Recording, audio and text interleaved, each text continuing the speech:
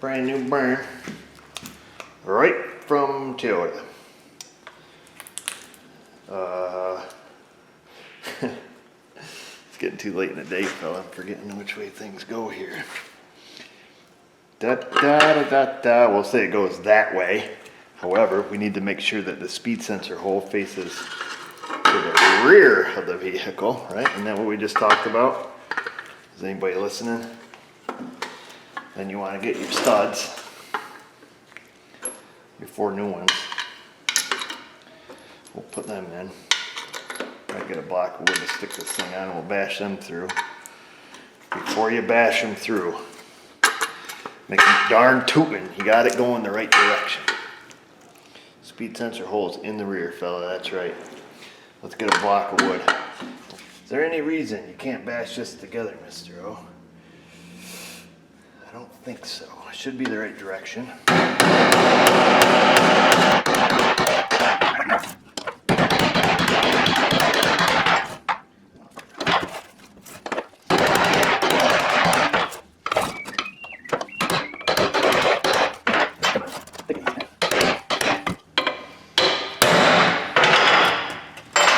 Gotti. One little fleck there. One little fleckity-doo right there. And there she is, folks.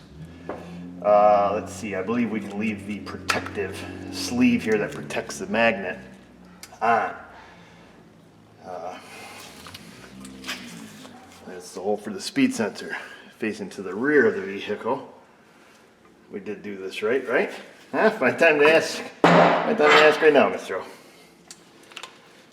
And yeah, heck with it. Let's do it. Let's go in the back room.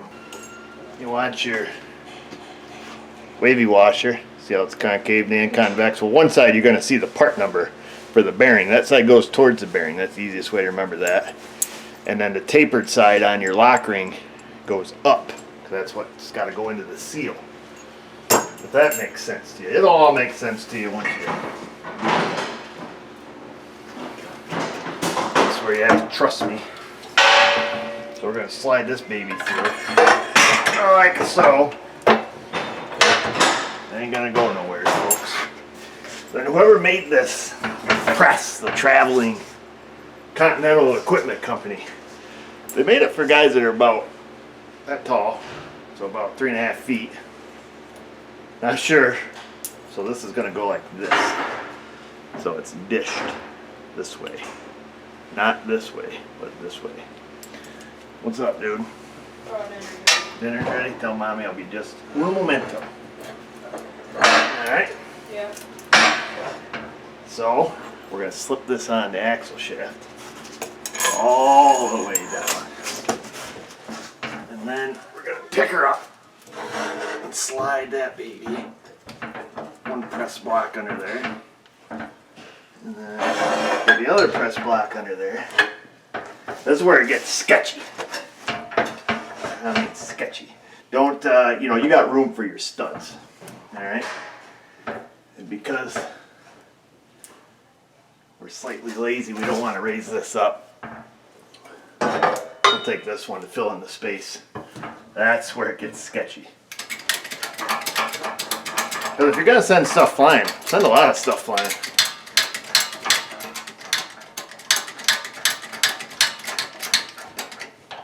Alright, put a little tension on it. Get the rag off the floor. Make sure everything's nice and shiny. Which it should be. We should be golden. Alright. This should always maintain a little bit of freedom here. And then we'll get the handle.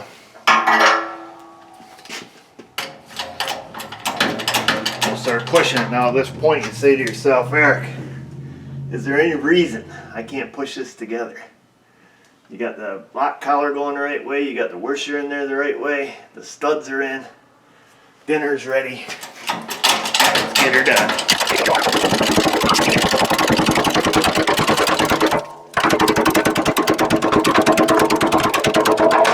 Oh, she hit bottom. I can feel it. I give that a little wiggle as it's going in. because when it starts into that seal, I like to make sure that everybody's happy.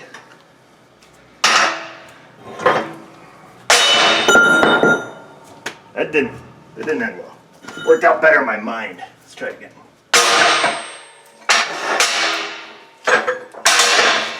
I just like making noise out here. That way my wife thinks I'm doing something awesome. There she is, folks. Time to stuff it back in there. However, before you go in and eat the dinner that your smoking hot wife made, put on the snap ring. The last thing you want to do is get home at night. You're laying there next to your beauty, and all of a sudden it hits you. Did I put that snap ring on? Or didn't I put the snap ring on? That is the question. I'll wipe a little gear oil around our seal here.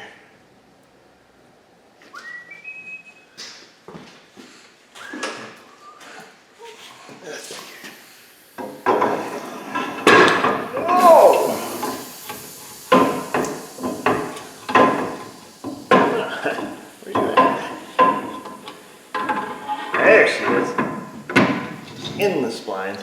Now the best thing to do, while it's still out a little, line up your brake line. It's a whole lot easier, folks.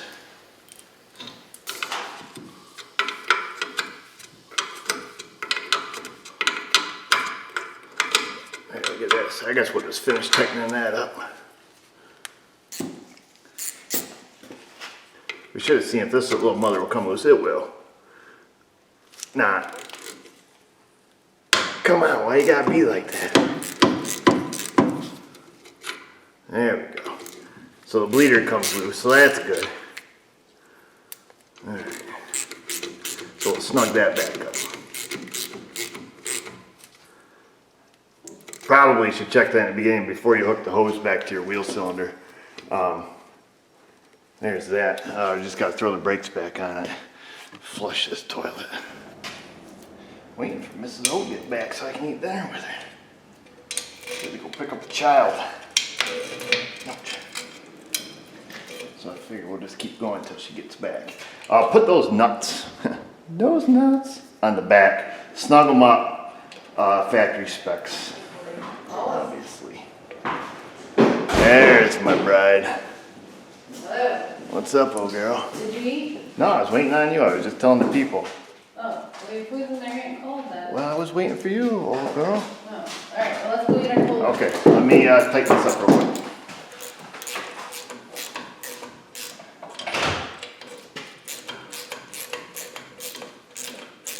Never walk away from a bolt you put in finger tight, let me tell you what. My old man would lose his mind. You walked away and left the bolt finger tight and went to do something. You'd get the speech. He was pretty good at the speeches. They weren't very elegant or they got to the point real quick. I remember that speech from my old man once. A lot of screaming and spitting, and he said, "I don't care if that mother building's on fire, you tighten the bolt." That was his. That was our speech, and then from that day forward, he didn't care if the mother loving building was on fire. You tighten the bolt. Let's go eat. I'm here for you. Wow. You're here for me? You're here. I'm here to see what we're eating. Looks like some Benny, some Rogies, and some zucchini. Look how lucky I am. Thanks for dinner, old girl. You're welcome. Going back to work. Are you gonna finish that tonight? I am. If I can stay awake now. Is it almost done? It is almost done, baby.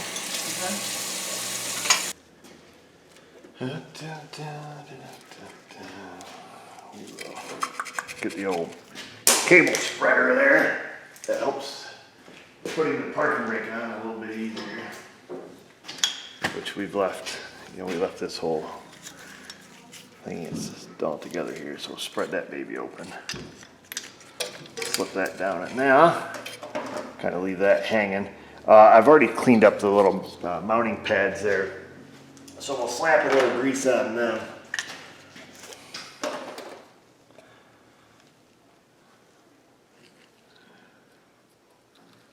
So we'll slap a little brake lube there.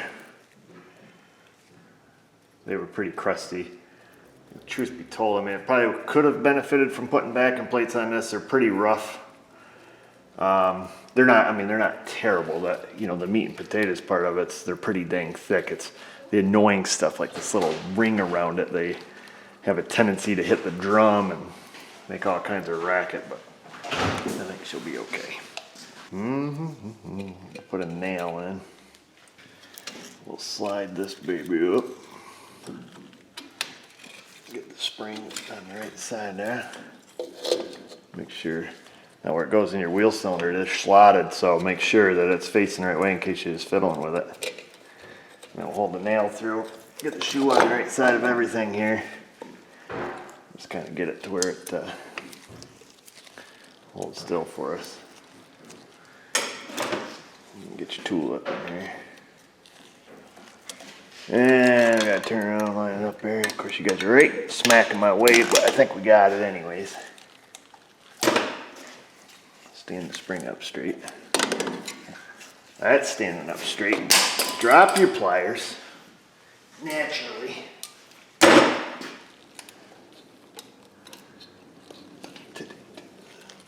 Yeah, probably been easier if we took the spring off all the way back there.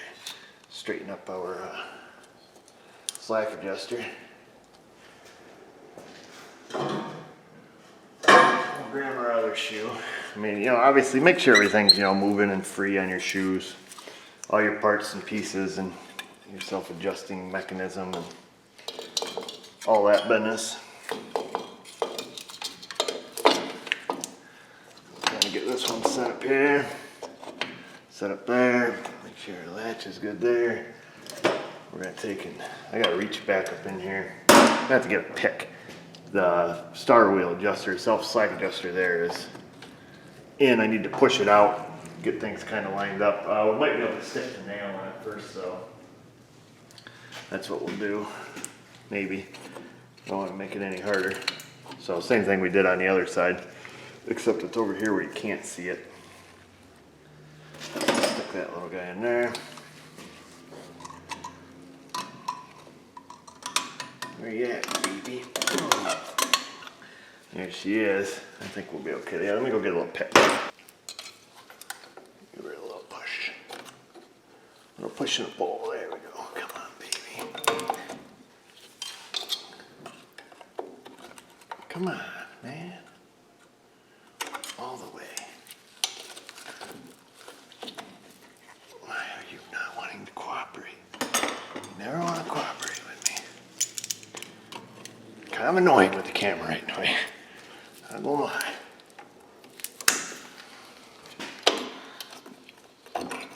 I gotta move you guys. It's awkward. Hook that baby up. Unhook that spring. Then we can stick our self-adjuster arm back up in where it belongs.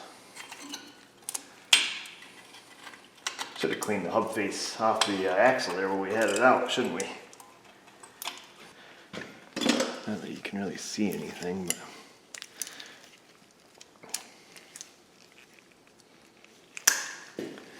oh, where did you go? Better get a light. I have no idea. In the hole. In that hole.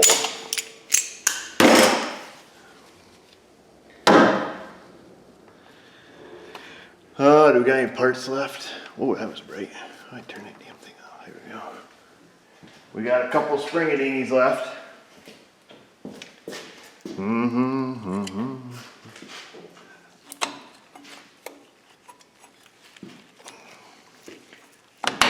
Let's put our bottom one here on the shoes.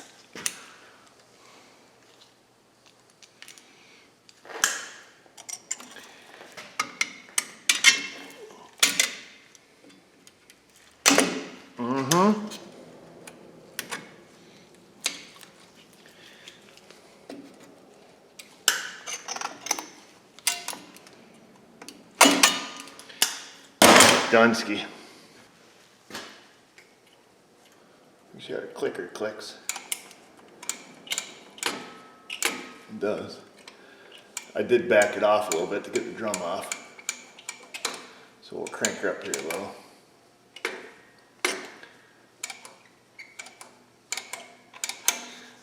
Check the fitment of our drum.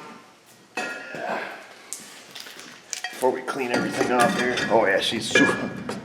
You loose. That's got a long ways to go. I didn't realize I backed it off that far.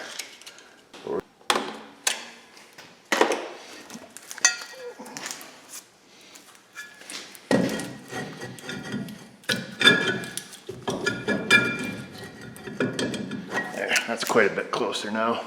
We got that pretty close before we forget. Whoa, son of a mother! Let's see, here we go. Stupid lights. I swear. Often. We'll put our speed sensor in with the brand new bolt. Did I tell you to tighten up those? If I didn't, make sure you do that. I like to snug them up and then I go through and I whack on the head of the stud just to make damn sure that thing's seated all the way. And make sure that baby's snugged up a little bit. Put a little grease under it, of course. Click her in. We gotta bleed out the brakes in the morning when somebody's here to help me. And then we'll be done. Gotta clean the hub face off and stick the drum on. And I think all in all, you get the gist of how to do the wheel bearing. The other thing we have to do is, top off the rear diff fluid, make sure that baby's full. This did come in with an ABS light on the left front. Speed sensor was junk, so we changed that out. And like I said, that bearing over there was trash. And that'll be done. And this one's done. This one was good. There was nothing wrong with this side. The one we just did, there was no complaint, no customer complaint on this side, other than he wanted to do both of them. Which on this style rear end, or this style differential, it's not beneficial for you financially to do both of them.